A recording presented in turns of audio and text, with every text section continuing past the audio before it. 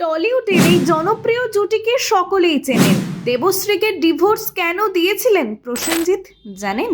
দেখতে দেখতে ইন্ডাস্ট্রিতে প্রায় 41টা বছর কাটিয়ে ফেললেন প্রসেনজিৎ চ্যাটার্জি। অভিনয়ে তার হাতেখড়ি হয়েছিল খুবই কম বয়সে।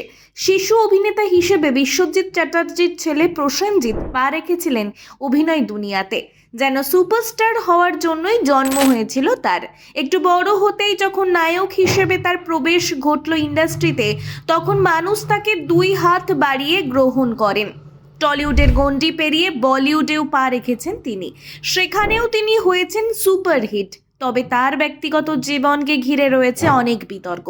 একবার নয়, দুবার নয়, পরপর 3বার বিয়ের পিঁড়িতে বসেন তিনি। তার মধ্যে তার প্রথম স্ত্রী ছিলেন দেবশ্রী রায়। দেবশ্রী রায় এবং প্রসেনজিৎ ছিলেন ছোটবেলার বন্ধু। বড় হয়ে দুজনেই টলিউডের সুপারস্টার হয়ে উঠেছিলেন। 90-এর দশকে তাদের ভালোবাসার সম্পর্ক পরিণতি পায়, কিন্তু মাত্র 3 বছরের মধ্যেই ভেঙে গিয়েছিল তাদের সুখী বিবাহ জীবন।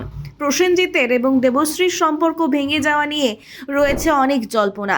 কয়েক দশক পেরিয়ে আসার পর নিজের ফেলে আসা জীবনের কিছু ভুল কার্যত স্বীকার করে নেন প্রসেনজিৎ।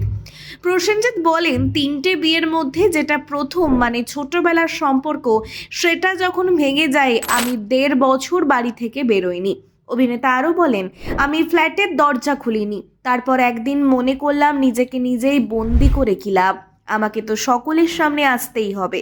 যদি আরও 5 বছর বিয়ে করতাম পরিণতভাবে, তাহলে এই বিষয়গুলো হয়তো সামলাতে পারতাম 5 বছর পর বিয়ে করলে। কিন্তু আমি কখনোই কোনো জায়গায় কাউকে দোষ দিইনি, সব দোষ আমার। বিয়ে ভাঙার পর মনে হয়েছিল আমি সকলের সামনে যাব কি করে। আবার দেবশ্রীর পর অপর্ণা গুহ ঠাকুরতাকে বিয়ের পরেও ঘটেছিল একই ঘটনা। কিছুদিনের মধ্যেই তাদের সংসার ভেঙে যায়। তারপর তিনি বিয়ে করেন অর্পিতা চ্যাটার্জিকে। এখন প্রসেনজিতের একটা ছোট্ট সুখের সংসার রয়েছে।